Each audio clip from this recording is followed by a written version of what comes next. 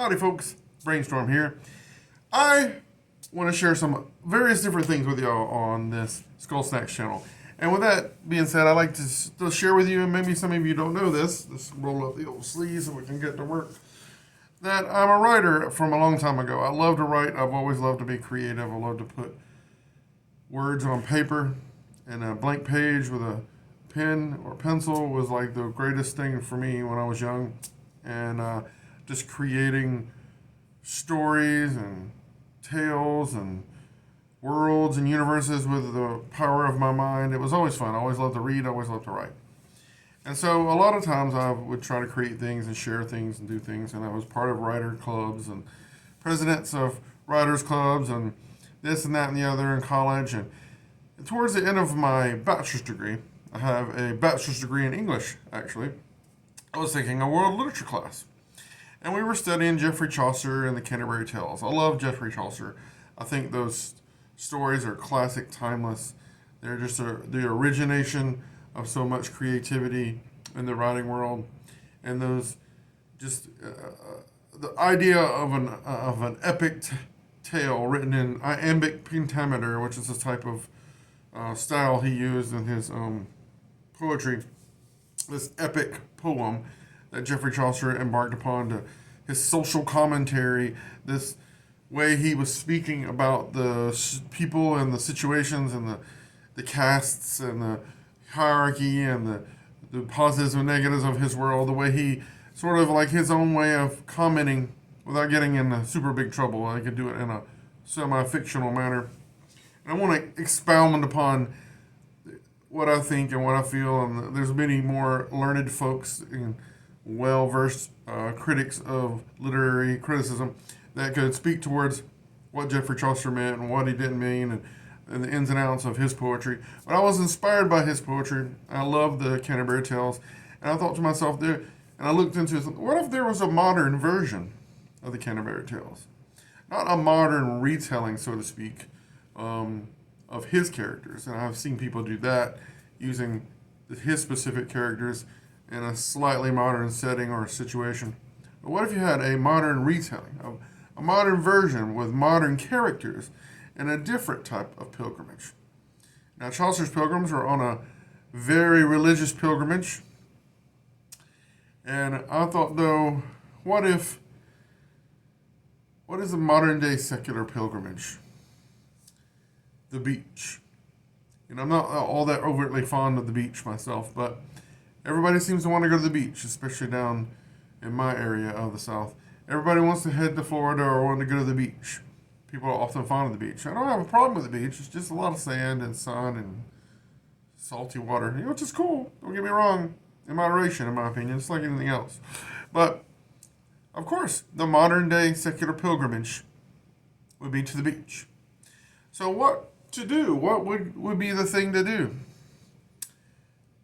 What kind of setting would pair a bunch of disparate people together, a bunch of pilgrims, if you will, in a situation where they were kind of confined in one area or traveling together to the beach? And where would that be? Well, and like I said, I live in the LA, I live in the lower Alabama of the South, and everybody goes to Panama City, the white sand beaches of Panama City, Florida. This is quite a bit away, but not that far away. A lot of people go to Panama City for spring break, for the beach, whatever. A lot of touristy stuff's there. It's a nice beach, it's a nice town. I love it. So, what if we had a group of travelers riding a bus? Not so unheard of, right? And sometimes. And keep in mind, this has been some years. A couple of decades that I had started this thought, started this process. So, and during that time, I worked on it off and on. And during that time, I've thought about it quite a bit. And so, what evolved was the Panama City Tales. Chaucer has his Canterbury Tales. I have my Panama City Tales. And I've shared these with the various groups in colleges. And I shared this with professors of English. And one of the professors, almost one of those things you check off your bucket list, liked it so much in his graduate level Chaucer class. Was it graduate level or undergraduate? Maybe it was both. he actually used my general prologue, which I'm going to share with you today, in his curriculum. And they got to study it and use it and appreciate it. And I got to sit with them towards the end of the semester and talk with them about it. And I think that was pretty cool for me to have been able to hear people's input and get their feedback, and even kind of use their input to make it better, and and get a sense of how it flows and how people perceive it and like it. And I get a general positive response. I like it, and it's something I wish I want to get back to work on. And so maybe sharing this here with y'all in this capacity. It's going to be a long one. General prologue's 27 pages long. Let's see, many lines. Some 500 plus 526 lines. So I tried as my best to mimic and to emulate in an homage type way the iambic pentameter rhyme scheme. 5 excellent syllables, etc., etc. You can look up iambic pentameter and find out what that's all about. Better than I can explain it to you. If you know, you know. If you don't, I think you can still appreciate the rhythmic rhythm of it. And you can see it's been written much like epic poetry, much like you see in literature books if you studied any kind of poetry in school. It's not easy writing iambic pentameter. Those of you know, and it's not, but it's fun. It's a challenging. I love to challenge myself within the confines of, a certain idea, and like these are the parameters, these are the rules, so to speak, and I want to try to match that and rise to that challenge because I'm brainstorm, and I have a channel called Brainstorm Challenges, and this is also Brainstorm Skull Stacks, my new channel, where I want to share more of this side of my personality, this side of my passion for writing, and I want to share that and put it here for posterity. So as a, let other people maybe take a look at it and listen to it and see what they think. Let me give me feedback, as well as put it out there, for once and for all out there, for myself, for future me and future for my kids and other people to appreciate. So there's a group of 19 pilgrims on this Greyhound bus, I call Gulfhound bus, going from Atlanta, Georgia, down through Alabama to Panama City. That's the idea anyway. Panama City Tales. It's a group of, the persona of the person telling the story is the bus driver, which is sort of my pseudo persona, which is the teller of the Chaucer was his pseudo persona involved in the pilgrims at the time himself. Even though it might not be expressly understood that, but when a person first reading it, you don't know that. But this is the case. It's the bus driver telling the story. Not so much as it went on, but in retrospect, somewhat. And of course, caveat with a bit of, retelling after the fact. So you might get a hint that it's not exactly accurate in his memory. But, there's a lot of America, a lot of the world in these pilgrims. I try to represent them in a lot of different ways. I have this whole diagram I came up with that where they were sitting, and I could see it visually, and thinking about who each pilgrim, what part of America, what part of society, culture, in the present, past, future, who they represent, and pay attention to how their shoes represent them as people. Despite how they might present themselves in a public facade or even a private facade, because we lie to ourselves even more so. But much like Chaucer's pilgrims, you could tell a lot about the person and who they were about how their horses were arrayed. The same way with my pilgrims and their shoes. So we're going to try to get through this general prologue. I'm not the best reader, and it's going to take some time. So hopefully we can get through it well. I hope you enjoy it. I know this is going to be a long video. This was a long-winded intro, and but I think it bore the responsibility of explain a little bit to you and give you a little context and background to the Panama City Tales. I'm going to share today the general prologue with you, and if this comes off well, people like it. Even if they don't, I'll probably eventually share what I have at least the most, and maybe that will, once I share what I have, it will spur me to keep working on it, even though I feel like I don't have the time these days. So, the Panama City Tales. As soon as March springs with madness alive, the bloom of summer promised to now strive. Animals awaken as flowers burst, and athletes toil under a sweaty thirst. So too the dreams of many turn down south to bathe below the warm, biting mouth of the playful embrace of the sun.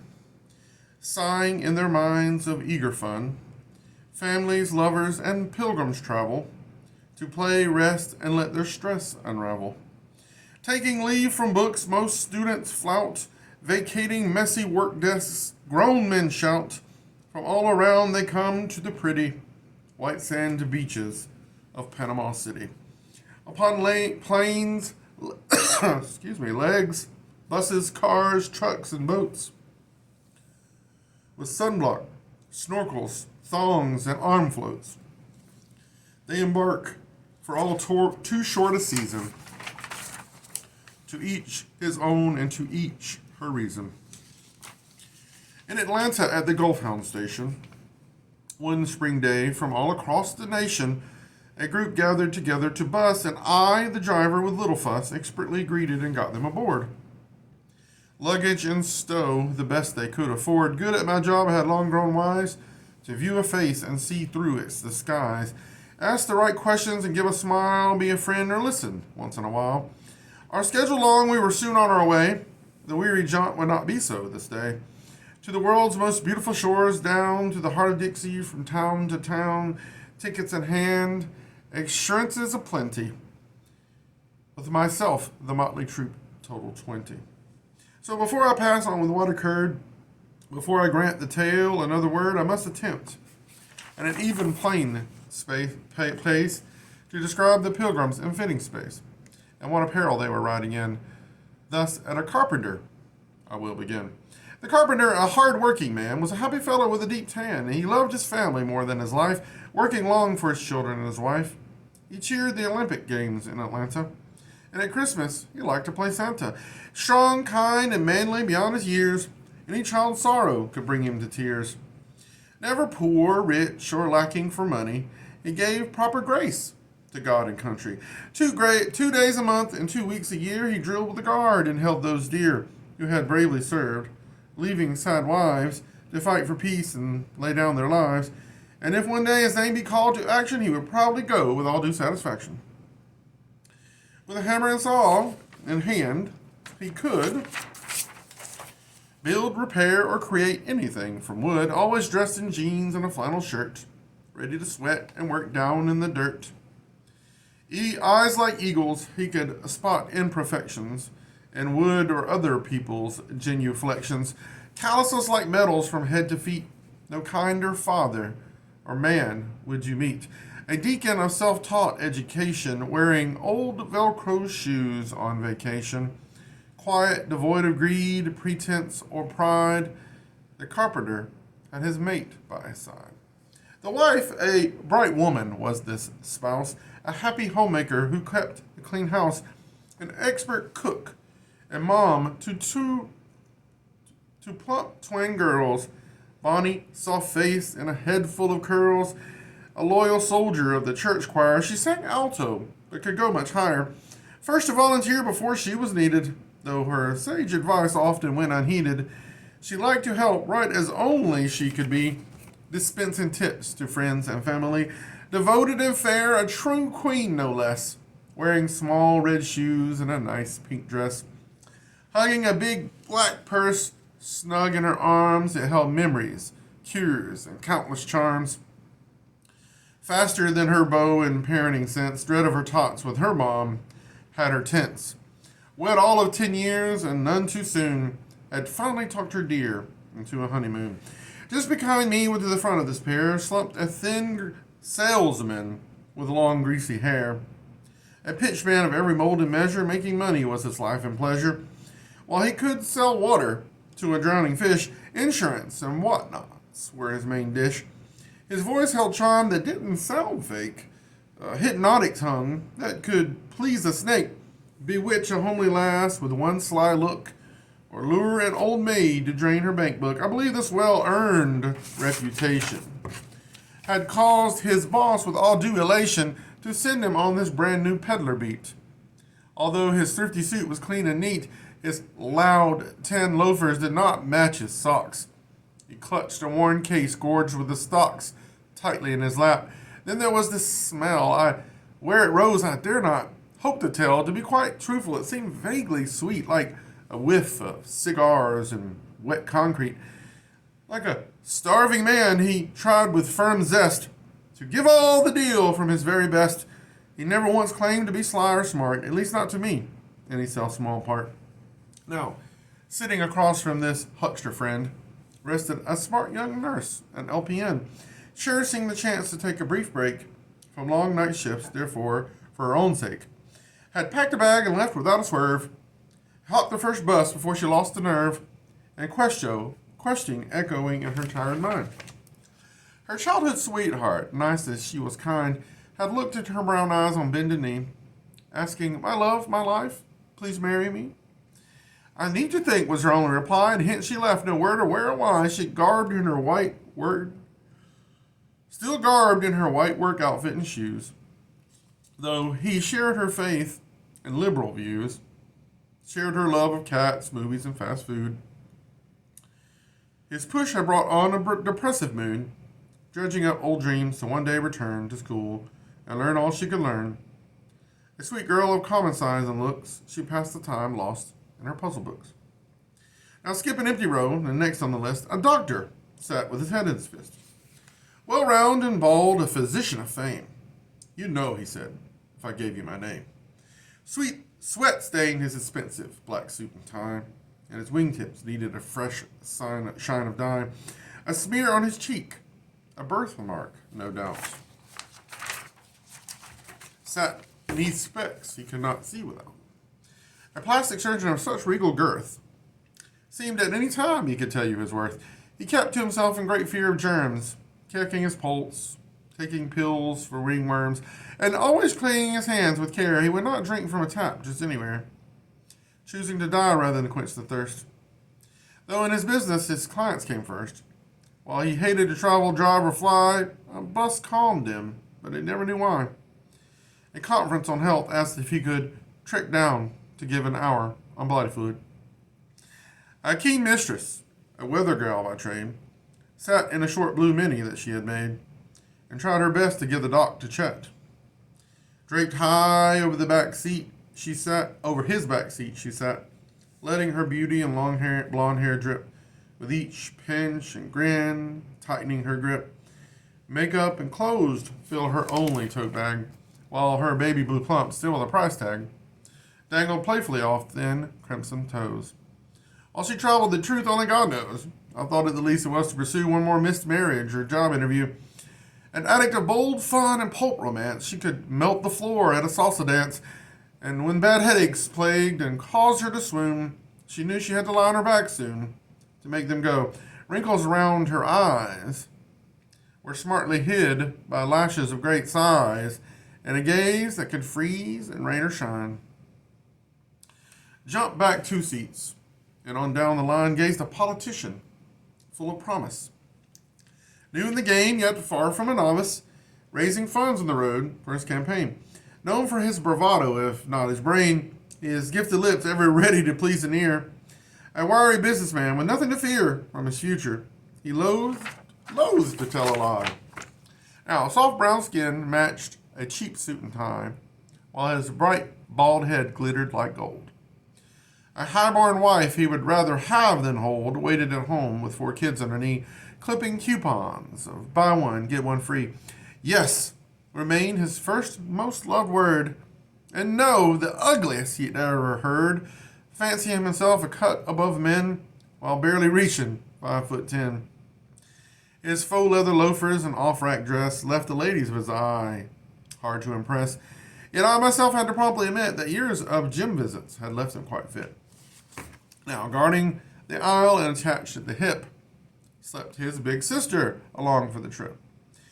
He wished her there to make the take double, while she just sought to keep him from trouble.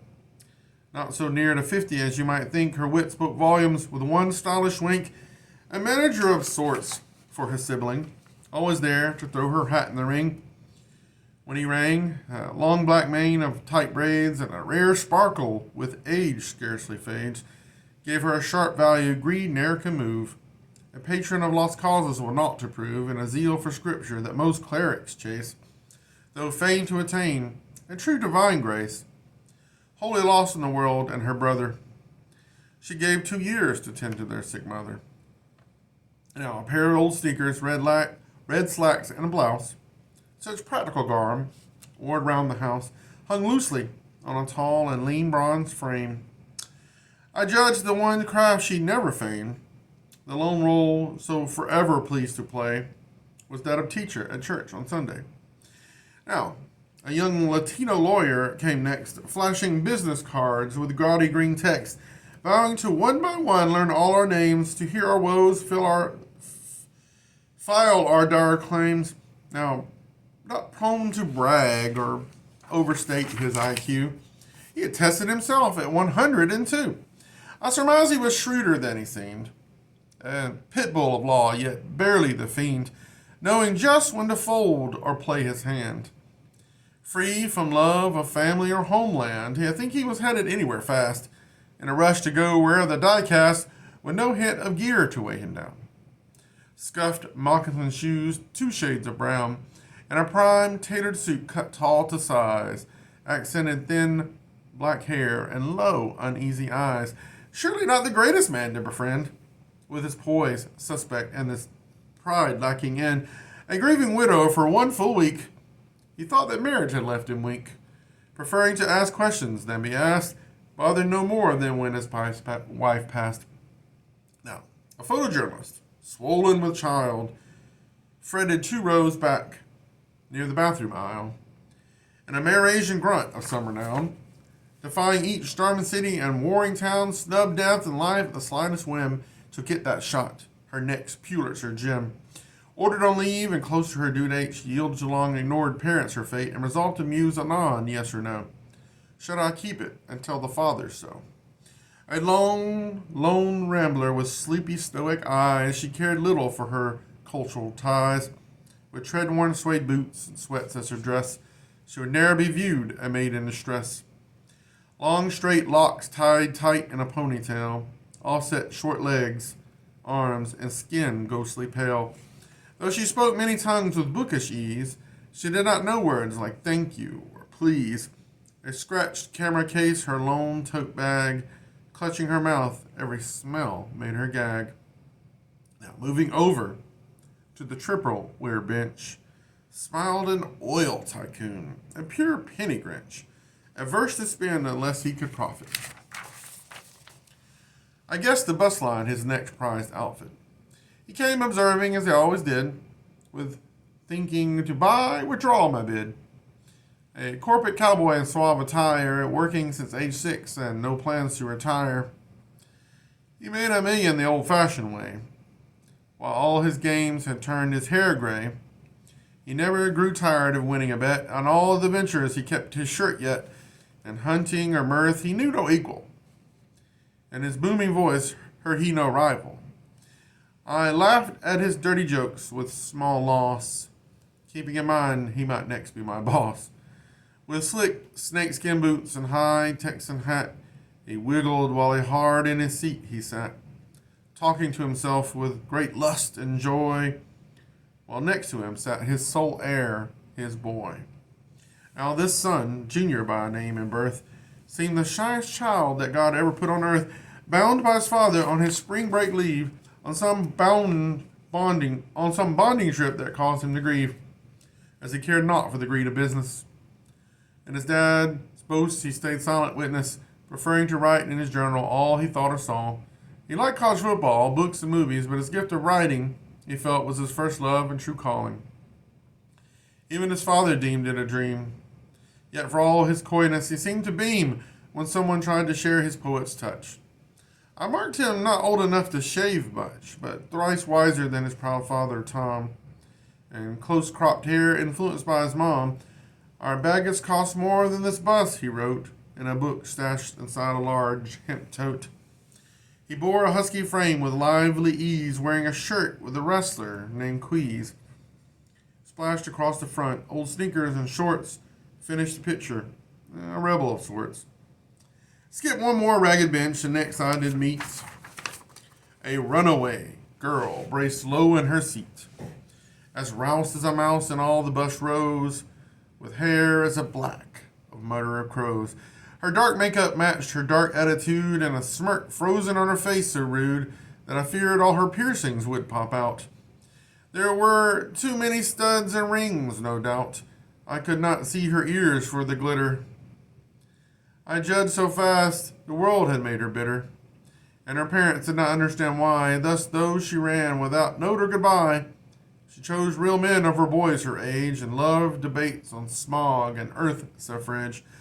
Buttons of protest like trees are our roots, offset black brand name clothes and combat boots.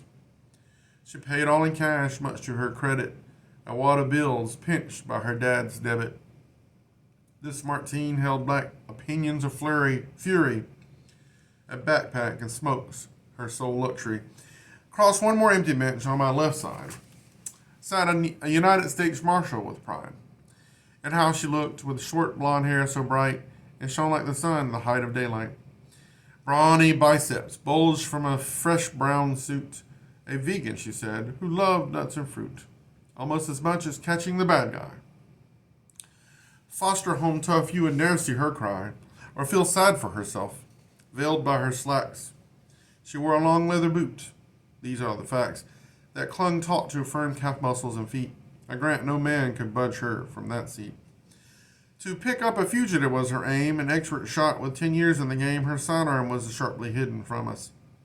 She made the lawyer next to her nervous. Her burly build held a dame of passion, and a femme aura of true devotion. Shunning female friends for some boy toy jerk, a rate she found dating hard with her work. Then there was this evangelist, a preacher gent, who packed the next seat, a great Gentile sent to make connections for friends in the trade, eager to form a fruitful chain crusade. He said, "My sole vice is sheets of satin. I knew it, septus, my only Latin."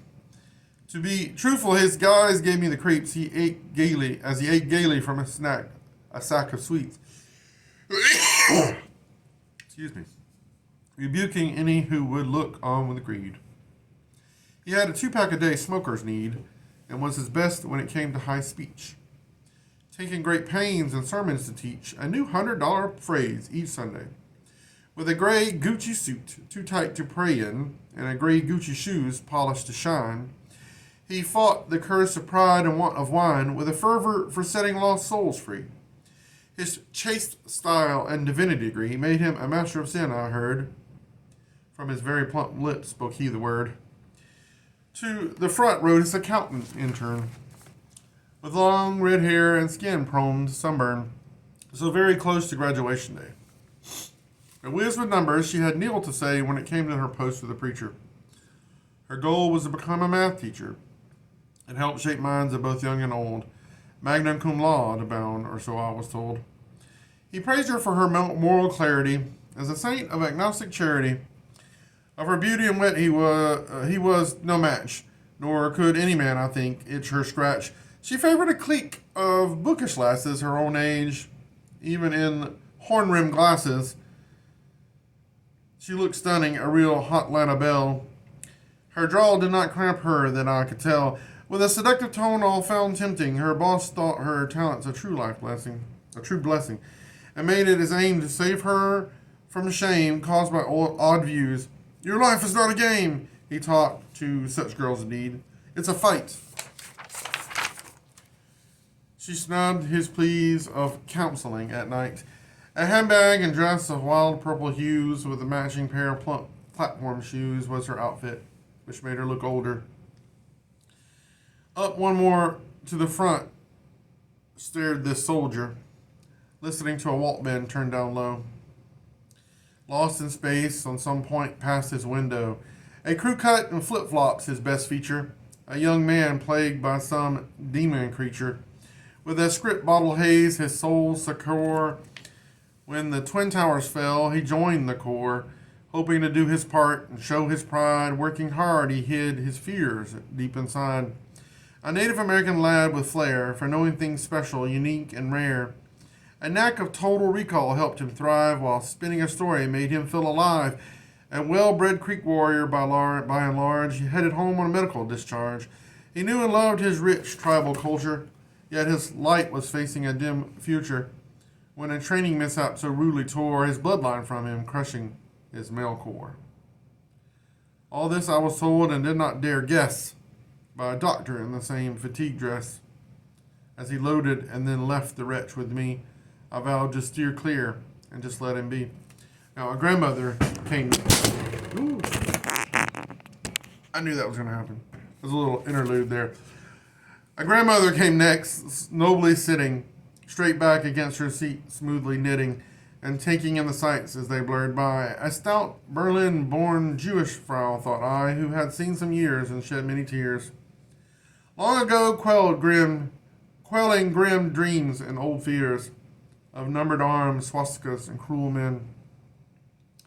A freshly sworn tax-paying citizen, moving in with her son since his wife died, to help raise a grandchild and be their guide. A widow herself, she knew well the woe of pain and loss, not knowing where to go. A sweet German accent and pious heart, combined with a kosher cooking skills so smart, she could whip up a grand feast from thin air. Made her a treat to meet and a friend to share.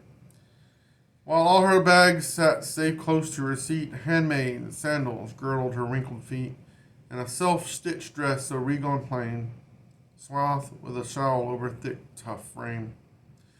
Last but not least, sat this nice blind lady, a retired English teacher named Brady, dressed in some fun Hawaiian clothes and shoes. Chaucer, not the bard, seemed to be her muse, and her fingers trode Canterbury Tales, while with the speed of savvy that tipped the scales.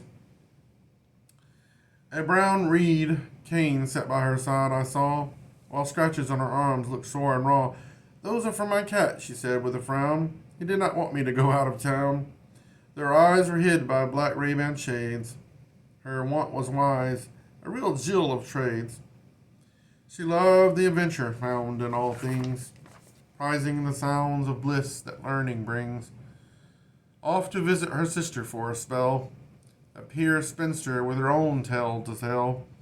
No doubt, sightless since birth, she could yet see more truth and grace in life than you or me. I talked with her most of the bunch, and God, the arts, and what to eat for lunch. Yet as I have told you in my brief fate, to run those riders to the Sunshine State, and with what array or nature they rode, truly not my best crop or largest load, I still must confess the rest of the tale spills not from my mind, not one detail of my own craft. Thus I must beg the reader to view me as a scribe, not a leader, a mere clerk set to copy what occurred, to take down what I saw and what I heard, and no further jot my thoughts on this cast. At least not until the very last, when again I am called to give a line, or to guess a judgment sorely mine. So please keep in mind, if their mouths offend, I shall not edit their speech or defend their cause in telling of their story. Blame the pilgrim if they seem too gory, sound too moral, haughty, or too sordid. Be patient, and you will be rewarded. For at this tale's end you will have learned there is more to duty than money earned, more to life than bills, work, glory, or fame, and more to love than some silly flesh game. I do regret that I'm no great wordsmith, but enough, not on to the plot forthwith. Many miles I drove in relative calm, the hum, the soft hubbub, like a bomb, my bus engine decided to explode. Every head jerked as I pulled off the road on some southeast peanut field where we were stuck. In all my days I had not seen such luck. So far gone, no one saw a passing car, and a cell reception, hardly up to par, left us scratching our heads as what to do. Complaints and notions flew as if on cue, while a few sat fixed in their quiet spots. With my ire boiling and gut tied in knots, I, the least, at last managed to make a phone call for help. Home office jumped right on the ball. When they heard our tycoon was tucked aboard, my job now to keep all from getting bored, as another bus was sent with due haste. If it took too long, I would be replaced. I know, my friend, the teacher thought to pose. Telling tales might pass the time, I suppose. Stories are for kids, the weather girl cried. I'd rather sit and wait for the next ride than listen to y'all yarn for hours or talk. Start yapping and we might as well walk. Well, I never, said the carpenter's wife. Indeed, cooed the girl. Not much in your life. Ladies, please, spoke the carpenter with stress. I think it's a fine idea, more or less. The teacher replied with no hint of wrong. We could each tell a tale, not very long, and make a contest to see who can win. And before I can move to try and jump in, the tycoon sprang up and pushed things ahead. How about a small prize, a little bread to sweeten the pot, bread dipped in honey. Y'all throw in, and I'll double the money. With cash now a cause on all which could agree. I was made judge, and $5 the ante. The sister woke as her brother drew close. The soldier grunted, taking one more dose of his pills. For my part, I grew alarmed. I feared I'd not escape this trial unharmed. Our driver will be fair, the tycoon laughed. He's not a man swayed by threat or graft. Just choose the best story you hear, my dear, said the grandmother, and Saint Nine to fear. So numbers were drawn from the tycoon's hat. 10 and 9 were all in, and that was that. The carpenter drew 1, so first came he. And once his 5 was down, he said with glee, I know just the story to share to win. Yet before he could speak and thus begin, the lawyer tried to switch numbers with him, but let it go as soon as a passing whim. No trades, vowed the tycoon, so go, my good man. And with that word, the carpenter began. So the first story is The Carpenter's Tale. Now, reading this for the first time out loud in a long time, I'm struck by how somewhat out of date it is, but also how relevant it can be as well. And I enjoyed it. I hope you enjoyed it. And if you liked this general prologue to this idea of the Panama City Tales, my version, my homage, my modern retelling of generated by Chaucer's Canterbury Tales. If you want to hear more about these pilgrims on their secular pilgrims to the beach in Panama City, will they even make it? And I don't even know yet. Honestly, I've only gotten several of the stories done, a few handful of the stories done over the years. It's hard to inhabit each character more than one at a time for any long period of time to think about what story they might tell. And I think you'd be surprised which one is my favorite too also. But if you want to hear more of those, please subscribe to this channel. If you've lasted this long on this long video, or you've jumped ahead, or whatever it may be, please hit the subscribe button. Let me know in the comments below if you want to hear more of this, guys. I enjoy it, and if nothing else, I can look back on these with the fondness and shake my head and wondering where in the heck did I come up with this stuff. Y'all have a great day. Thanks for listening. I hope you enjoyed it, and I hope you'll let me know if you did or didn't. Either way, guys. Y'all have a blessed day. God bless y'all. See you soon.